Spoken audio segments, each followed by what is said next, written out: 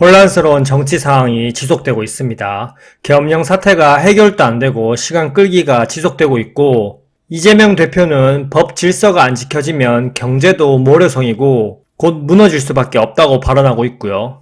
그리고 불법 저항에 대해서 지지하는 행위를 하는 것은 경제와 민생을 망치는 길이라고 발언하고 있습니다. 하지만 정작 본인도 대장동 관련 재판 계속 미루고 질질 끌고 있지 않나요? 재판장에서는 유동규가 이재명에게 나한테 뒤집어 씌우지 말라고 하면서 소리치고 난리도 아니었습니다. 그리고 또 오늘 국회에서 쌍특검법이 결국 부결됐고요. 다시 또 재발의한다고 합니다.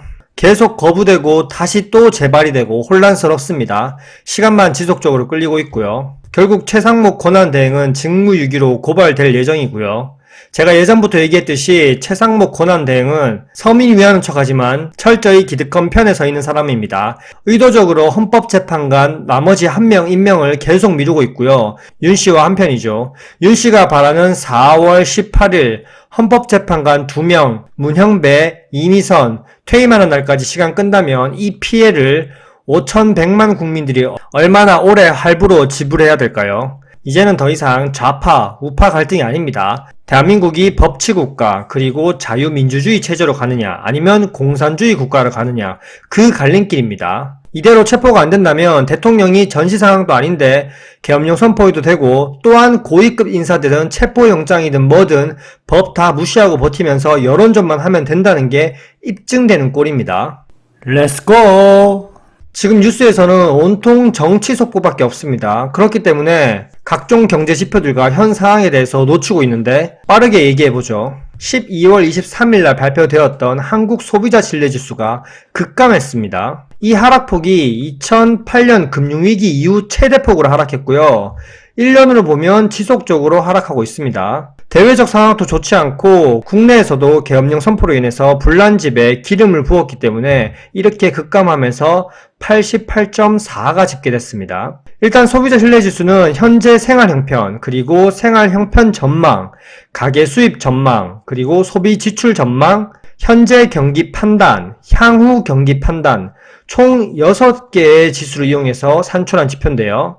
이 지수가 100보다 크면 소비자의 기대 심리가 낙관적이라는 뜻이고 100보다 작으면 비관적이라는 뜻입니다. 당연히 실제 수치가 예상치보다 높게 되면 원화 가치와 전망에 긍정적이라는 뜻이고요. 앞으로 다가올 수출 둔화 그리고 관세 우려 등으로 소비자 신뢰지수가 지속적으로 하락했는데 12월 3일 비상계엄 사태가 지수 하락 요인을 더욱더 가속화시켰고 앞으로 정치적 불확실성이 얼마나 빨리 해소되고 안정을 찾아가느냐에 따라서 소비자 신뢰지수가 회복할지 달려있지만 정치 리스크도 현재 상황을 보니 길어질 것이고 회복하기가 힘들어 보입니다. 이런 와중에 다행히 1월 1일 새해에 발표됐던 한국 12월 무역수지는 흑자를 기록했습니다. 다행히 좋은 모습을 보여줬고요. 하지만 올해 25년도에 내수경기와 더불어 수출마다 저조할 것으로 모든 금융기관과 해외 투자은행들이 예상하고 있습니다. 정치 리스크가 빠르게 안정되지 못하면 각종 경제지표들도 지속적으로 하향될 것입니다. 그리고 진짜 많이 걱정했던 외환보유고 1월 5일날 발표됐는데요. 다행히 4천억 달러를 깨지 않았습니다. 환율 방어를 위해서 외환보유고를 사용했지만 연말에 무역수지 흑자가 영향을 미쳐서 그나마 4천억 달러를 유지했고요. 그리고 올해 11월에 WGBI 편입 기대감이 있기 때문에 그 전까지 정치 리스크는 완화되겠죠. 그렇다면 환율도 안정될 수 있고요. 외환보유고도 다시 늘어날 수 있습니다. 하지만 정치 리스크가 돌아가는 꼴을 보니 장기화될 듯 하고요. 하지만 저는 외환보유고가 줄었을 거라고 생각했는데 오히려 2억 달러가 늘었다? 아무리 생각해도 의심스러웠는데요. 지금 한미 금리차 계속 늘리고 계엄령으로 환율 급등하고 정치 리스크 계속되고 또 1월에 금리 인하한다고 하고 이런데도 외환보유고가 2억 달러가 늘었다? 앞에서는 무역수지 흑자가 영향을 미쳤다고 언론 플레이를 했지만 여기에는 함정이 있었습니다. 여기 기사를 보시면 정말 어렵게 써놨는데요. 금융기관의 외화 예수금 확대가 외환보유고 고갈을 막는 역할을 했다. 외국 환은행이 예수금을 늘리는 분기말 효과가 영향을 미쳤다고 풀이된다. 실제 장부 가액으로는 미국 국채 및 정부 기관채, 회사채 등 유가 증권은 오히려 11월보다 57억 2천만 달러가 줄었다. 자, 이 말이 무슨 말이냐면 은행들이 한국은행에 예치금으로 돈을 맡겨뒀다는 거고요. 얼마를 맡겼냐? 거의 57억 달러를 맡겼습니다. 즉 언론에서는 오히려 외환보유고가 2억 달러가 늘어났다고 얘기를 했지만 외환보유고가 57억 달러가 녹았다는 겁니다. 우리나라 돈으로 8조가 녹았습니다. 8조가 녹았을 때가 작년 4월에도 8조가 녹았었는데요. 제가 계속 언급하죠. 이창용 한은총재, 최상목 경제부총리 전부 다 기득권들 편이고 본인들 임기에만 안 터지면 된다는 식의 정책을 지속적으로 펼치고 있고요. 계속 국민들에게 거짓말하고 있습니다. 본인들 배만 불리고 있습니다. 25년 새해 들어서 주요 해외 투자 은행들이 한국 경제 성장률 전망을 또 하향했습니다. JP모건은 1.3%까지 하향했고요. 시티, 노무라, 골드만삭스, 뱅크 오브 아메리카 등 유명한 해외 투자 은행들이 한국 경제 성장률은 1% 남짓이라고 보고 있습니다. 그나마 긍정적으로 얘기한 거고요. 실질적으로는 0.몇 %가 될 듯 합니다. 그리고 정치 리스크도 계속적으로 길어지고 있으니 정치 리스크가 또 1월 또 넘기게 된다면 또 하향 전망하게 될 겁니다. 또 1월 20일 트럼프 취임 이후에 관세 부과, 방위비 분담 등 여러가지 경제 후폭풍이 쓰나미처럼 몰려올 텐데 과연 한국 경제 성장률을 지킬 수 있을까요?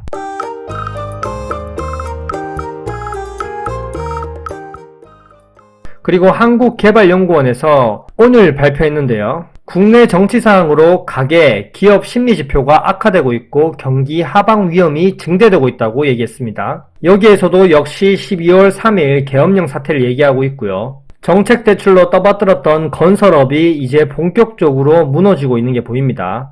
큰 폭의 감소세, 마이너스 13%가 감소했고요. 그나마 반도체가 높은 증가율을 보였지만 자동차, 전자부품 등 증가폭이 모두 다 축소되고 있습니다. 해외든 국내든 모두 국내 정치 불안이 지속적으로 이어지면 경기 하방 위험이 지속적으로 증대되고 있다고 판단하고 있고요. 그리고 최근 나온 점도표상에서도 올해 25bp씩 총 2번 인하로 바뀌었습니다. 시장은 3번 인하를 예상했지만 전혀 아니었고요. 결국 중립금리도 지속적으로 상향 조정되면서 지금 3%대고요. 고금리 장기화가 지속되면 한국 경제는 더욱더 취약해질 수밖에 없습니다. 이런 와중에 한국은행은 기준금리를 더 내릴 것이라고 얘기합니다. 경기 하방 리스크가 커진 점을 고려한다고 하면서 결국 기준금리를 인하하고요. 애초에 작년에도 2번의 금리 인하를 하면 안 됐는데 경제 위하는 척, 서민 위하는 척 하더니 이제는 정치 불확실성, 글로벌 경쟁 심화를 이유로 금리를 내린다고 합니다. 꼼수가 뻔히 보이지 않나요?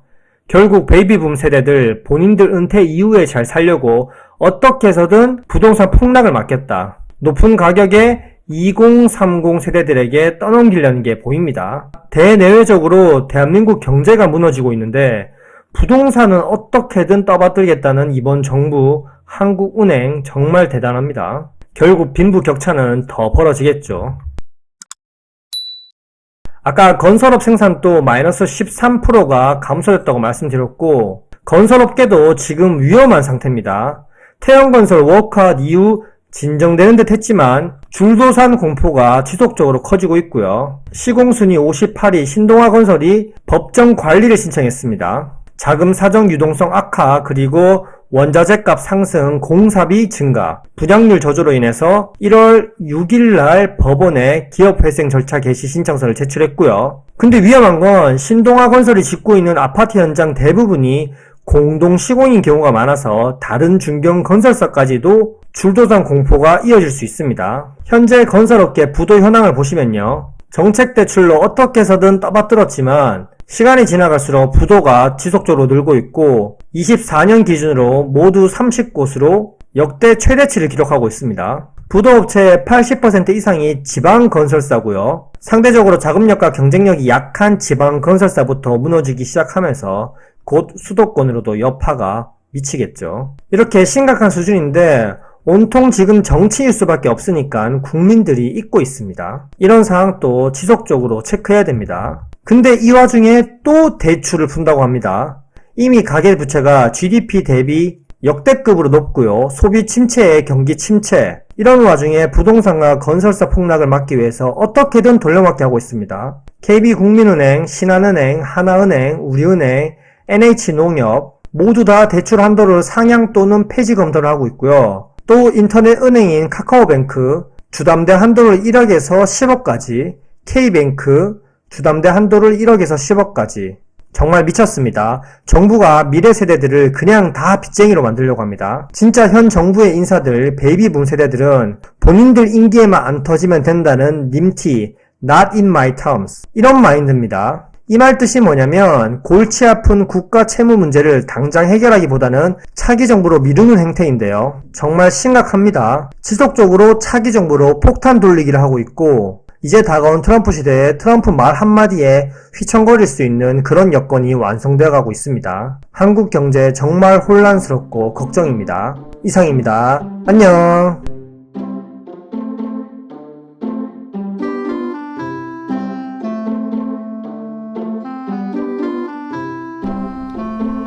Why